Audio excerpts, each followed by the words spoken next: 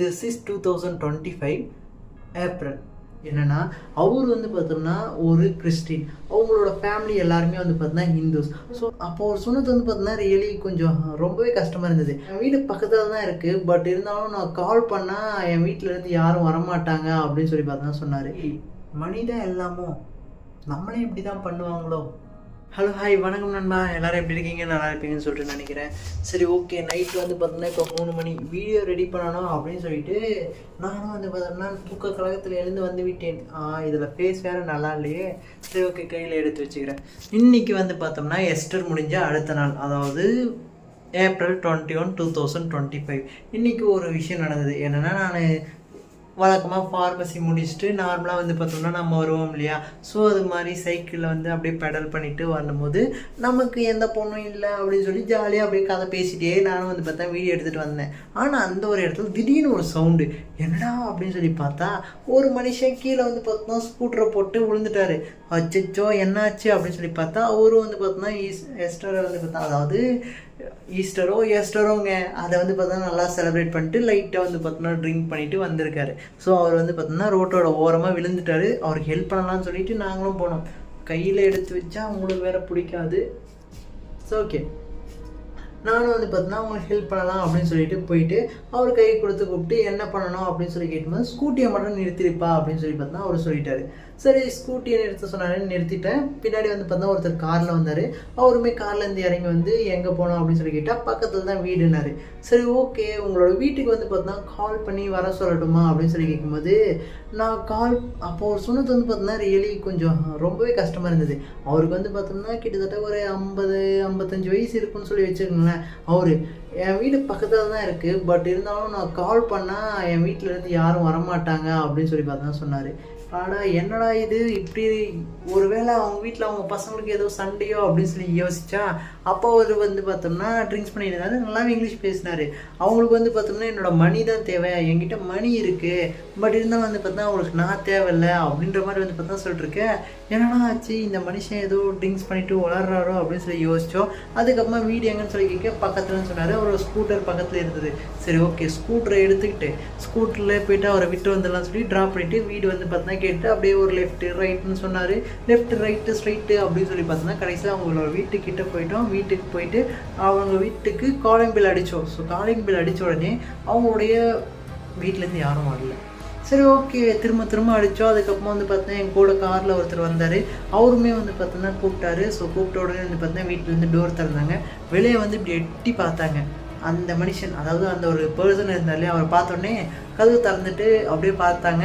இல்லை இவர் அங்கே பைக் ஓட்ட முடியாமல் ஓட்டிகிட்டு வந்தார் அப்படின்னும் போது டோர் ஓப்பன் பண்ணிவிட்டு அவங்க பாட்டு போயிட்டாங்க.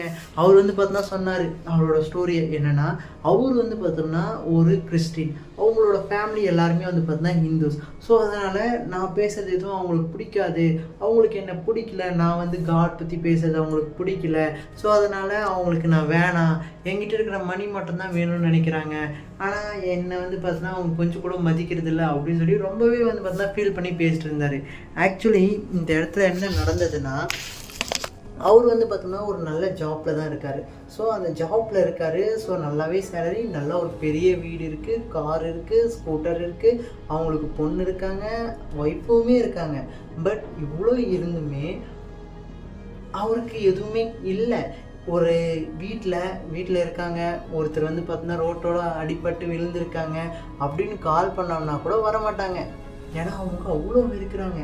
Till this is 2025 April. இதுக்கு முன்னாடி வந்து பார்த்தீங்கன்னா நீங்கள் நிறைய வந்து பார்த்துருப்பீங்க. இது பழைய மூவிஸில் பார்த்துருப்பீங்க. ஜாதி, இது அது, இது இவங்க அவங்க இவ்வளோ இருந்திருக்கும். ஸோ இதெல்லாமே முடிஞ்சு போச்சு அப்படின்னு நாம் நினச்சாலும், பட் இந்த 2025லையும் இப்படி இருக்காங்க. ஒரே ஃபேமிலி தான், ஹஸ்பண்ட் கிறிஸ்டின், ஒய்ஃப் வந்து பார்த்தா ஹிந்து. இவங்க 2 பேருமே ஒரே ஃபேமிலி, குழந்தை இருக்குது, பெரிய வீடு இருக்குது. பட் ஸ்டில் இவரை வந்து பார்த்தா எல்லாருமே ஹேட் பண்ணுறாங்க. ஒருவேளை அந்த மனுஷன் பிடிச்சிட்டு ரொம்பவே வந்து பார்த்தா தப்பாக பேசலாம். பட் அவருக்கு அது வர வரைக்கும் அவர் வீட்டுக்கு வந்திருக்காரு. ஆன்ட்டி உள்ளே கூப்பிட்டு போங்க அப்படின்னு சொல்லிட்டு என் கூட வந்தவர் சொன்னார். ஆனால் அவங்க வந்து பார்த்தா டோரை சும்மா லாக் பண்ணிட்டு போயிட்டாங்க. இதுக்கு முன்னாடி வந்து பார்த்தா தாப்பால் போட்டிருந்தாங்க. சும்மா வந்து டோரை க்ளோஸ் பண்ணிவிட்டு வந்தால் வரட்டும் வராங்காட்டி போட்டுன்னு போயிட்டாங்க. ஸோ ஒருவேளை அவர் சொன்ன மாதிரி மனிதன் எல்லாமோ நம்மளே இப்படி தான் பண்ணுவாங்களோ. பட் இருந்தாலும் அவர் பாவங்க. ஒரு சிலரோட வீட்டில் வந்து பார்த்தோம்னா ரியலை ஒரு சிலர் ரொம்ப பணம்னு அவங்க வந்து பார்த்தோன்னா ஃபேமிலியை கஷ்டப்படுத்துவாங்க. பட் இருந்தாலுமே அவங்களோட பொண்ணு வந்தாங்க, பார்த்தாங்க, அவ்வளோதான், போயிட்டாங்க. இட்ஸ் டூ பேடுங்க. பணத்தை தாண்டி ரொம்ப இருக்குது.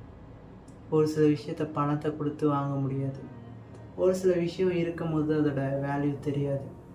ஸோ நீங்களாவது பணம் பணம் பணம் பணம் பணம் இன்றைக்கி வரும், நாளைக்கு போகும், ஏன் இன்றைக்கே போயிடும், இல்லை நம்மக்கிட்டேருந்து எவனாவது பிடிங்கிட்டு கூட போயிடுவோம். அதை தாண்டி ஒரு சில நல்ல ரிலேஷன்ஷிப்பை உருவாக்கிக்கணும். அந்த ப்ராசஸில் தான் நானும் இருக்கேன். ஒரு சில நல்ல ரிலேஷன்ஷிப்பை பில்ட் பண்ணுங்கள். லைஃப் லாங் எண்டு வரைக்கும் வரும். ஒரு சில நேரத்தில் அந்த ரிலேஷன்ஷிப் கூட பணம் வந்தால் பிடிங்கின்னு போயிடும். பட் இருந்தாலும் make a good life and carry your partners and family with your smile. Tata. இந்த வீடியோ எதுக்காகன்னு சொல்லி கேட்டால், இப்படியும் மக்கள் இன்னும் 2025 வரையும் இருக்காங்கன்னு சொல்லி சொல்கிறதுக்காக தான்.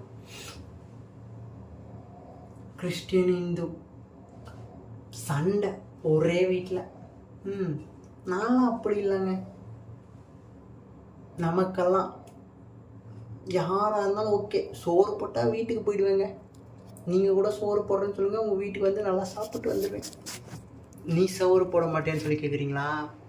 நம்ம சேனலில் நிறைய காசு வந்த உடனே நல்லா சம்பாரித்து மக்களை சார்ந்து வரும் நிறைய நபர்களுக்கு சாப்பாடு போடுறேன்.